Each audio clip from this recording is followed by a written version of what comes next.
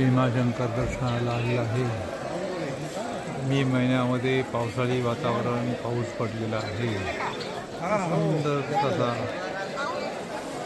दर्शन सोहळा आणि मंदिराच्या चारही बाजूने जो ग्रीनरी आहे हे बघू शकता की वृक्ष लावणे आणि वृक्ष वाढवणे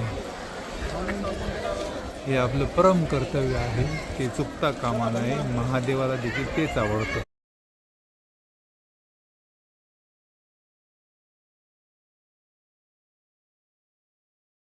शंकरच्या दारामध्ये असलेला हा घंटा जो आहे 1727 सालचा आहे.